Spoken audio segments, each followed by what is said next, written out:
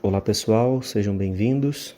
Hoje nós continuamos com a nossa série Uns aos Outros e nós temos dedicado esse mês a falar sobre mandamentos que se relacionam com a nossa construção de relacionamentos ou com a manutenção desses relacionamentos. Nós falamos na primeira semana a respeito do acolhimento, depois nós falamos sobre o aspecto de se sujeitar uns aos outros, de considerar outras pessoas em honra. E hoje nós vamos falar sobre um tema que é um pouco mais difícil, que é o perdão. Mesmo sendo mais difícil, é um tema que vai aparecer muitas vezes nas Escrituras e é importantíssimo que a gente considere o que a Palavra de Deus nos diz sobre esse tema. Eu quero ressaltar aqui dois textos que falam a respeito disso. O primeiro é Colossenses 3, versículo 13, onde nós lemos o seguinte: suportem-se uns aos outros e perdoem as queixas que tiverem uns contra os outros. Perdoem como o Senhor lhes perdoou. E o outro texto é Efésios capítulo 4, verso 32, onde nós lemos: sejam bondosos e compassivos uns para com os outros, perdoando-se mutuamente, assim como Deus perdoou vocês em Cristo. Bom, falar sobre o tema do perdão é uma dificuldade, porque quando nós temos que falar sobre isso, nós estamos tocando em uma área da nossa vida que nós temos muita dificuldade. Eu confesso a vocês que passei por uma experiência onde o perdão foi requisitado da minha parte, já pastor, já crente, né? E é uma luta que acontece dentro de nós, porque nós achamos que é suficiente dizer que está tudo bem, mas não é. Nós continuamos sofrendo, nós continuamos pensando, nós continuamos sonhando com aquilo que aconteceu, que nos magoou, que nos feriu. Nós continuamos vendo as pessoas e as situações sem que isso possa trazer paz ao nosso coração. Então, é uma situação crítica, é um ponto de dificuldade muito grande para a nossa vida e que, de fato, só pode ser resolvido quando nós encaramos de frente aquilo que está acontecendo. Se nós não tomarmos a medida de encarar a situação do jeito que ela deve ser, ou seja, com maturidade, com honestidade, reconhecendo os pontos em que cada um errou, entregando isso para Deus, analisando o nosso coração diariamente, nós não conseguiremos seguir adiante. Eu acho que é importante então a gente começar essa reflexão de hoje fazendo uma definição do que é perdão. E para isso, a gente sempre procura olhar para o significado que as palavras tinham no original. No caso aqui, o Novo Testamento, a palavra perdão, ela é a tradução de uma palavra que é a palavra afemi, né, do grego. E essa palavra traz um significado bem interessante porque ela se relaciona com o aspecto de você libertar ou liberar alguém de uma obrigação que foi estabelecida por lei, que tem um controle legal. Ou seja, o entendimento dessa palavra grega é que você tem o direito de pedir a execução por força de lei contra a pessoa ou contra a situação que você se encontra na necessidade de perdoar, mas você resolve abrir mão desse direito, né? E se você se lembrar, o Antigo Testamento tinha uma lei que ela regula os relacionamentos, mas não significa que foi o plano de Deus inicial para a humanidade que isso acontecesse, mas diante das atrocidades, do pecado e da maldade que foram acontecendo, Deus estabelece, através de Moisés, uma lei que era a lei do olho por olho, dente por dente.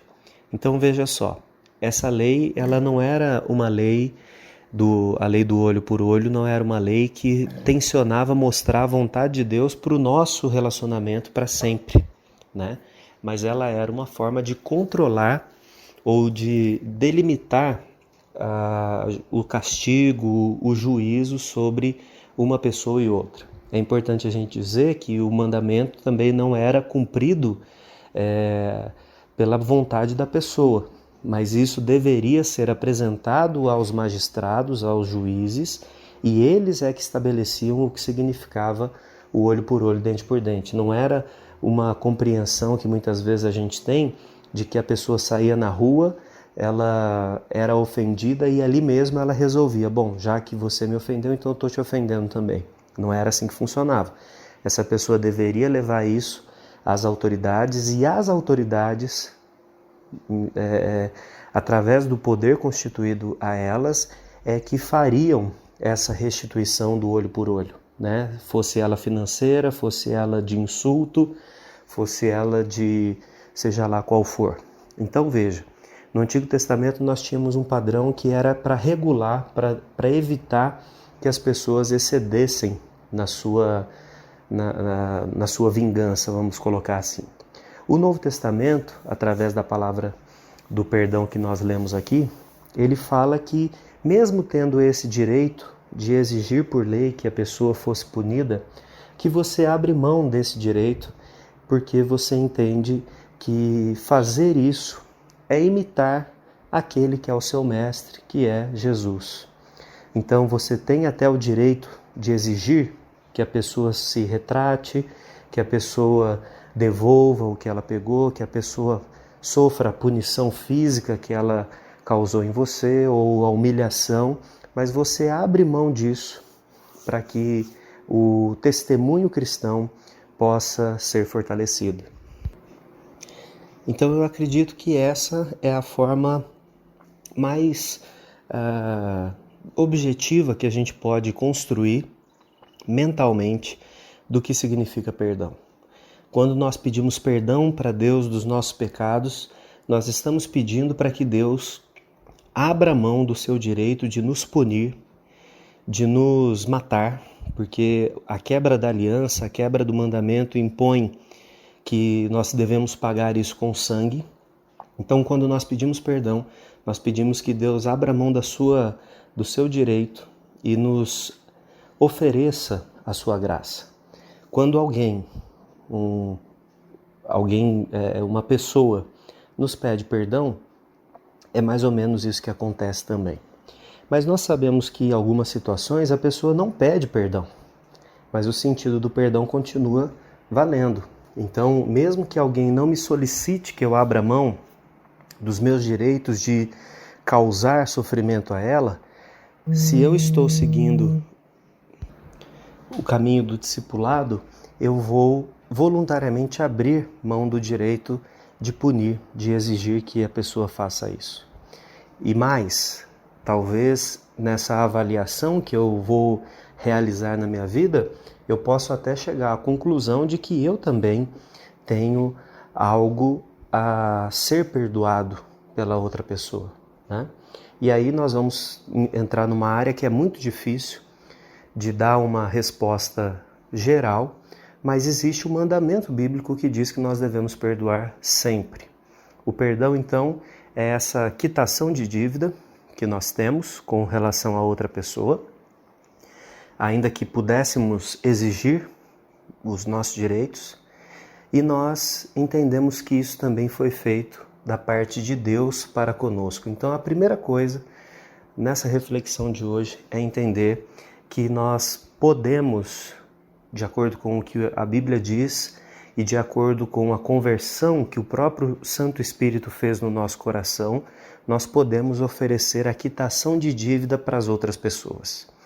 Esse poder, entre aspas, que nós temos de oferecer o perdão é um poder grandioso para que a nossa vida, em primeiro lugar, caminhe em testemunho, né, objetivo, prático com relação ao que Jesus nos ensina. Em segundo lugar, nos liberta de ficar exigindo coisas das pessoas, porque ainda que você pudesse exigir uma reparação, essa reparação ela pode sempre parecer para você como menor do que a ofensa, né?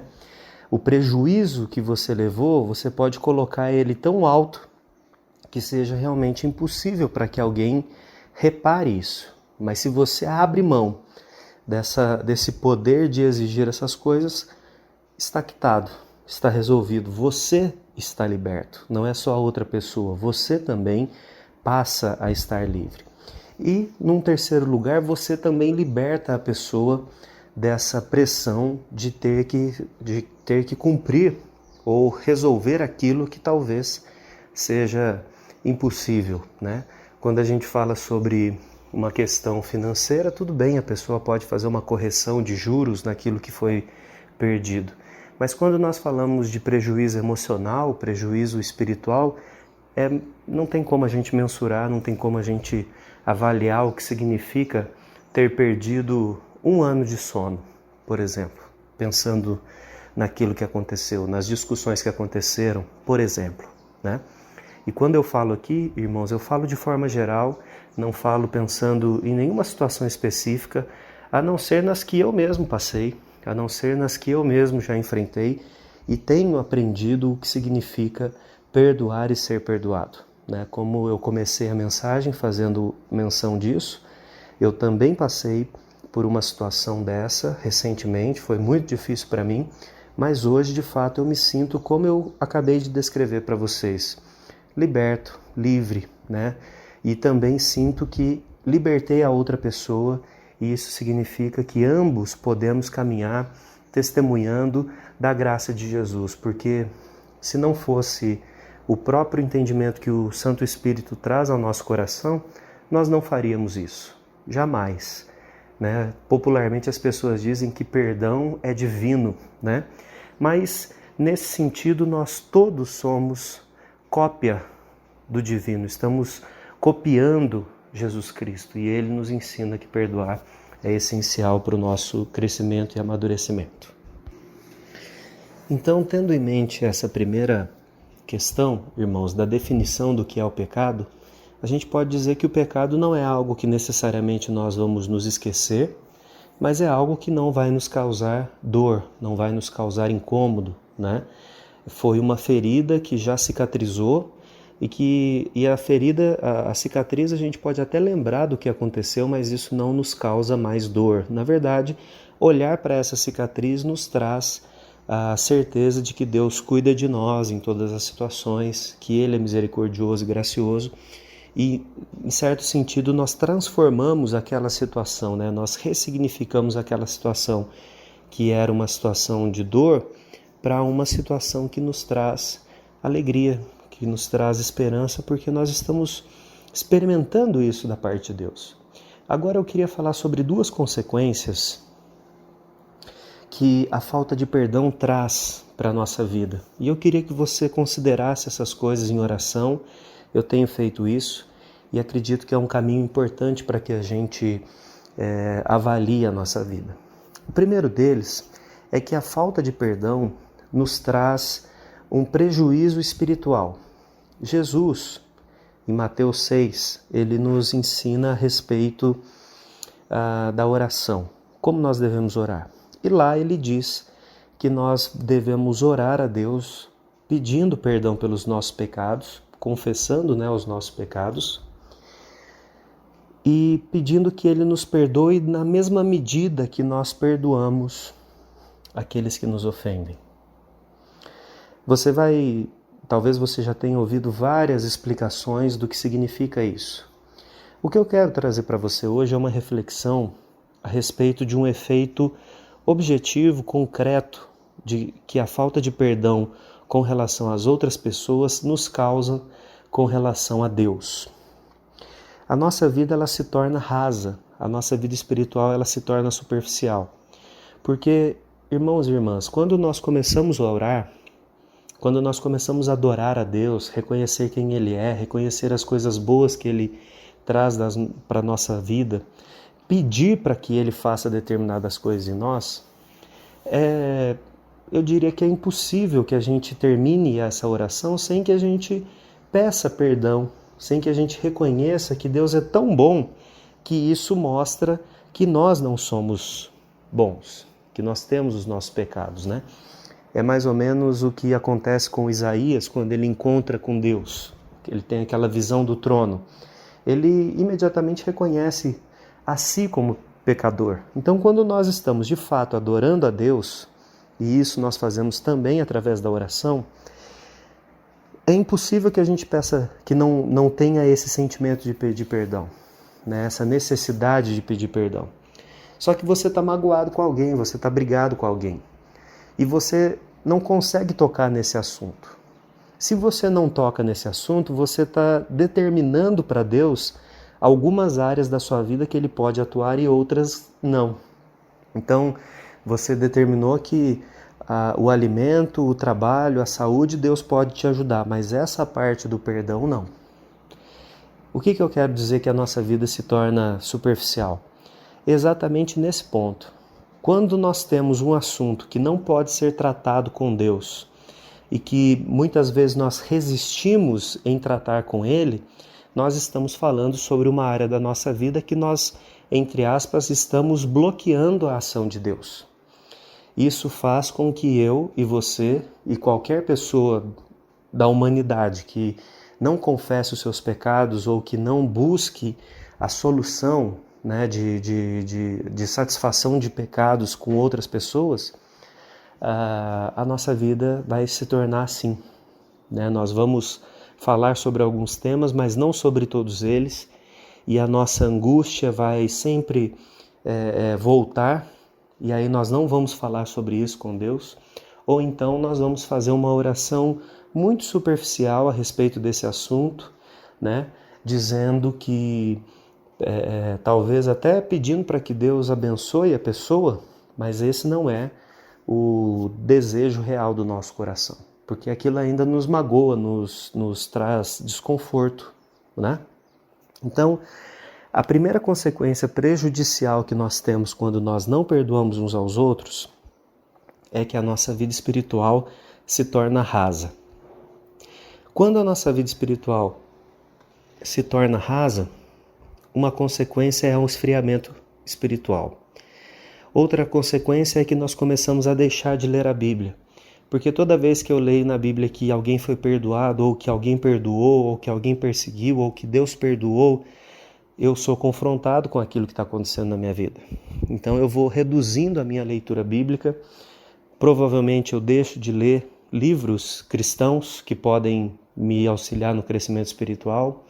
É provável que eu afaste de amizades que são maduras espiritualmente e que me indicam a necessidade de buscar o relacionamento, né? Resolver o relacionamento quebrado. Então eu começo a me isolar.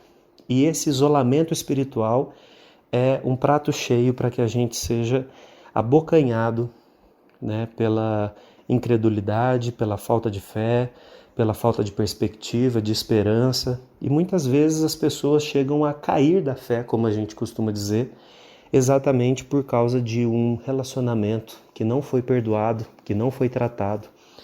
E eu espero que você não conheça pessoas assim, mas não é incomum nós sabermos de pessoas que tiveram um conflito na igreja ou com pessoas da igreja e que por causa desse conflito foram se afastando ao ponto de hoje até declararem que continuam crentes, né, confiando em Deus, mas não voltam à convivência da igreja.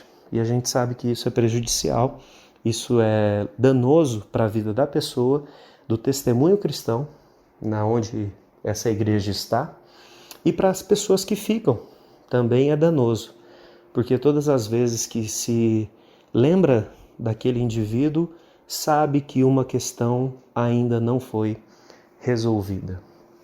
Então, veja como a falta de perdoar pode afetar a nossa vida espiritual como um todo.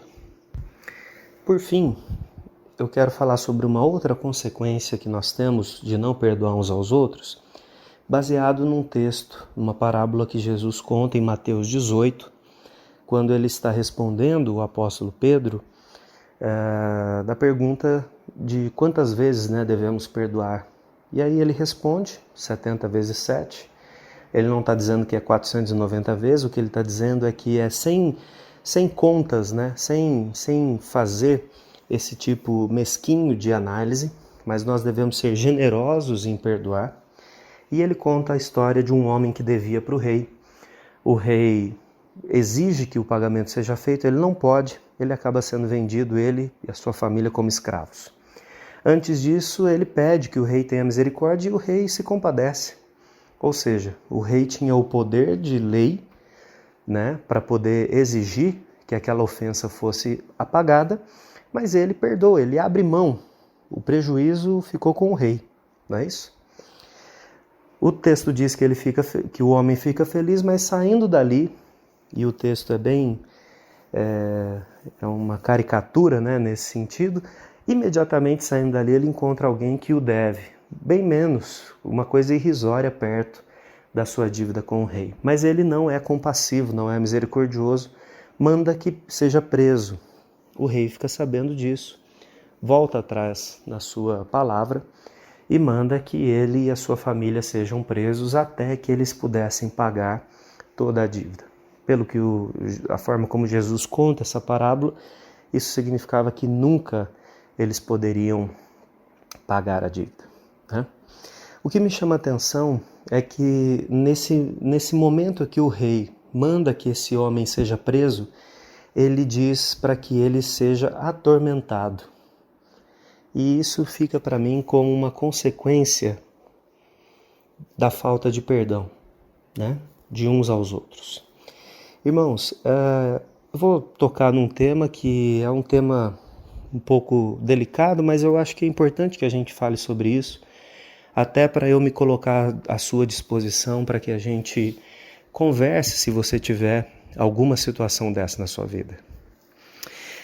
Eu vejo, não estou dizendo que é exatamente dessa forma que Jesus diz, mas esse tormento que acontece na vida daquele que não perdoa, ele é um tormento que se materializa hoje na nossa vida de diversas formas. Eu fui citando aqui algumas durante a mensagem e eu vou retomar. Primeiro, quando a gente não perdoa, as consequências elas se espalham para aqueles que estão próximos a nós. No caso desse homem da parábola, ele e a sua família seriam vendidos. Então, quando nós não perdoamos, aqueles que estão à nossa volta, eles sentem, eles sofrem, eles padecem por causa da nossa atitude de não perdoar. Eles também são alvos da mágoa, da tristeza, da angústia, do prejuízo, certo?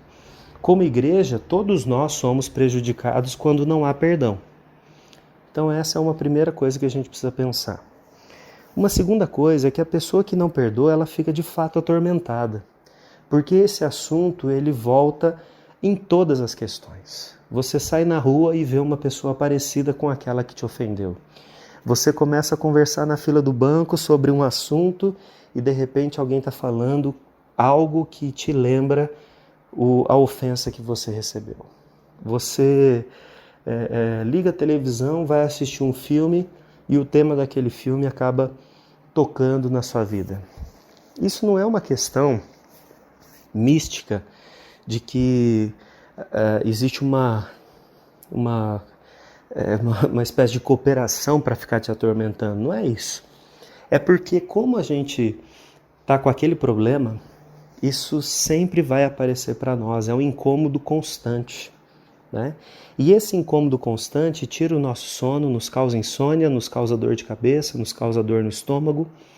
Nós começamos a tomar remédio por uma coisa para ver se resolve e acaba estourando outras coisas. Tem pessoas que são mais sensíveis, outras são menos, mas de modo geral todos nós vamos enfrentar consequências danosas para a nossa vida, para a nossa saúde física, para a nossa saúde emocional e, como eu já disse, espiritual, por causa da falta de perdão. Nós, de fato, adoecemos, seja porque nós estamos com raiva de alguém, ou porque nós sabemos que devemos pedir perdão para alguém e não pedimos. Davi, no Salmo 51, quando ele reconhece o seu pecado, ele consegue declarar isso. Ele diz, olha, eu estou sendo moído, né? Eu tenho gemido dia e noite por causa disso. Os meus ossos se enfraqueceram, né? Então, irmãos, uma consequência muito danosa da falta de perdão uns aos outros é uma consequência prática, né? É essa questão de que nós vamos sendo atormentados por isso. E o que isso tudo tem para a nossa vida hoje? Tem, irmãos, que Deus providenciou a solução completa para que esses males acabem na nossa vida. No momento em que nós reconhecemos que temos essa amargura de alma, o que nós precisamos fazer é confessar os nossos pecados. Nós podemos fazer isso, inclusive, confessando uns aos outros. Isso não significa sair contando para todo mundo, mas procurar alguém que seja confiável, maduro e que possa te ajudar em oração, em estratégia, de repente até sendo um mediador para fazer uma reconciliação, né? Para que seja criada uma estratégia de resolver esse problema, né? Em segundo lugar, a gente precisa fazer um esforço de ir a Deus, colocar isso diante dele. E eu vejo que às vezes a gente sofre porque no nosso entendimento nós já somos assim meio maduros espiritualmente e parece que essa questão do perdão é uma coisa tão inicial, né? E a gente se sente envergonhado de chegar para Deus e dizer, olha, eu estou com dificuldade de perdoar, mas é aí que o inimigo trabalha, né? Para criar essa barreira de que você possa levar tudo a Deus. Então, vá a Deus, coloque isso diante dele, leia o Salmo, por exemplo, o Salmo 51, e vá utilizando as palavras de Davi e colocando as suas próprias palavras. Ou leia o Salmo 32, né? Ou leia Isaías 6, quando ele fala, ai de mim. E todos esses textos vão nos ajudando, por isso é importante a gente ter um conhecimento bíblico, né? Utilizar os textos bíblicos como a fala que muitas vezes nós não conseguimos formar, mas que é expressão do nosso coração. Então, utilize isso para falar com Deus, talvez até utilize isso para falar com a pessoa que você ofendeu, né? E por fim, irmãos, confie no trabalhar do Espírito Santo. A gente precisa passar a ter mais dedicação no sentido de confiar que o Consolador, que é o Espírito Santo, é sábio o suficiente para nos conduzir àquilo que precisa ser. É impressionante como, no momento em que nós tomamos consciência do nosso problema e apresentamos isso para Deus, soluções começam a ser criadas.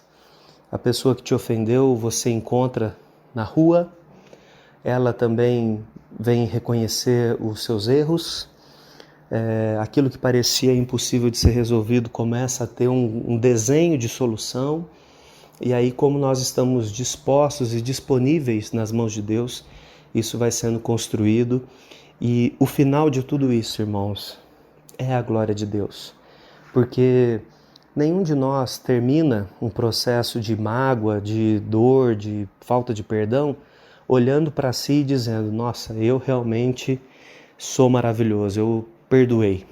Nós fazemos uma autoanálise e falamos, olha, se não fosse pela graça de Deus, isso não teria sido solucionado, isso não teria sido resolvido. E é nesse momento que o nome de Deus é glorificado. Então, que você possa permitir que Deus utilize a sua vida como instrumento de bênção em todas as áreas, inclusive nessa. E talvez a nossa oração tenha que ser para que nós nos tornemos esses mediadores, conciliadores, né? Para que no nosso ambiente, no nosso relacionamento, na nossa família, nós sejamos os pacificadores, nós sejamos aqueles que trazem paz no meio da guerra. Que Deus abençoe você, dê sabedoria, e que você possa testemunhar a respeito desses grandes feitos de Deus. Que Ele mesmo te abençoe, em nome de Jesus.